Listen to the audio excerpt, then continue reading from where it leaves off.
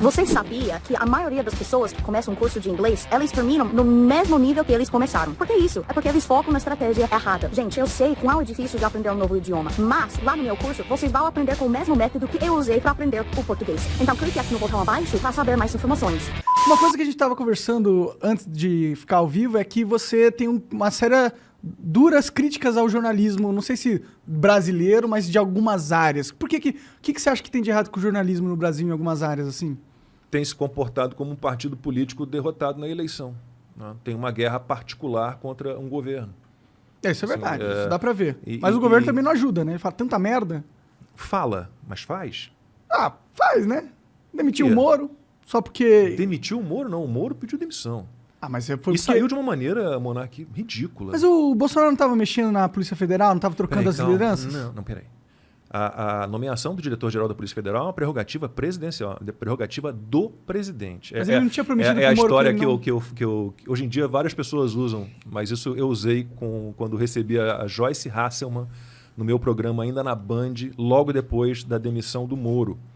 E ela falou, mas porque é crime, interferiu na Polícia Federal. Eu falei, deputada, é uma prerrogativa do presidente nomear o diretor-geral da Polícia Federal.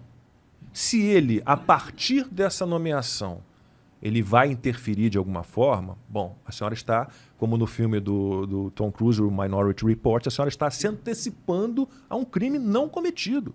Ele não cometeu crime algum. Na verdade, na minha opinião, quem cometeu o crime foi o STF quando barra a indicação. Ali naquele momento, talvez o Bolsonaro tivesse que ter peitado o STF. Mas peraí, está na Constituição. Quem indica o diretor-geral da Polícia Federal sou eu, o presidente da República. Por que eu não posso indicar? Mas não é um pouco engraçado, ele não está nem aí para nenhuma outra Polícia Federal, mas aqui tem os filhos dele na mira, ele está aí e aí troca a parada. Ele estava trocando o diretor-geral, que é uma prerrogativa dele. Mas não era superintendente é o diretor-geral que decide. Então... Mas ele não tentou trocar os caras do Rio?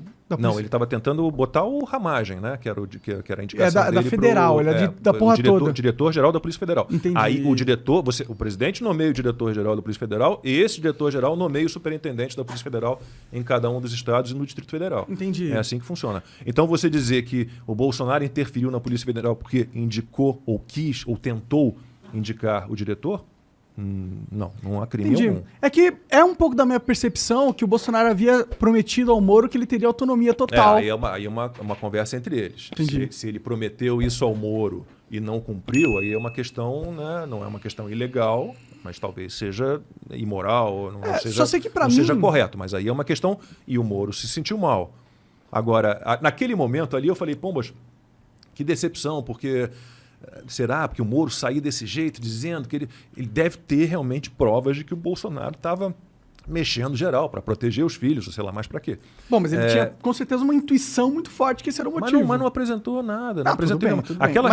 Aquela reunião ministerial que foi a gota d'água para a saída do Moro, se você olhar o Moro durante aquela reunião, ele saiu dali porque ele tomou umas pancadas ali. Né? Tomou umas pancadas. O Bolsonaro estava querendo mexer com o ministério dele porque foi o início daquela fase de fecha tudo, de prende quem está na rua.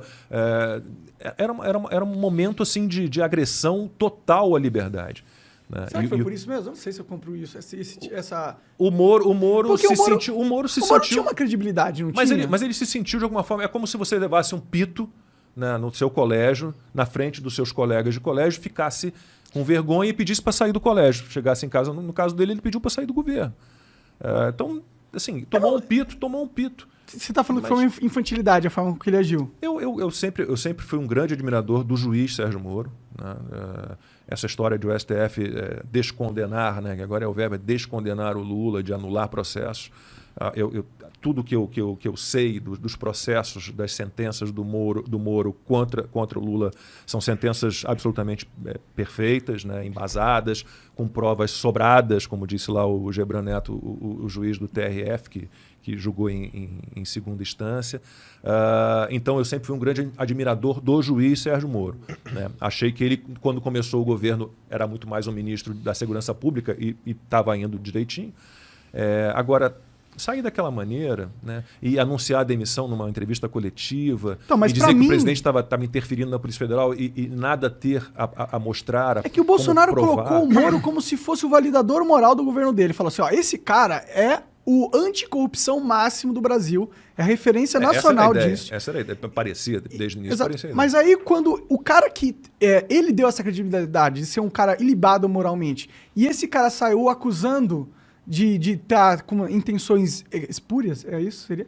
Intenções espúrias com a PF, não dá pra só descredibilizar Mas tem que que aquele provar. cara fez... Ok que tem que provar, pela lei. Mas pela interpretação do cidadão médio, que sou eu fico falando, tem caroço nesse angu? Mas não mostrou nada. Não, tudo bem, mas tem caroço nesse Mas angu. não mostrou. Com certeza. Não Mas mostrou não nada. mostrou nada.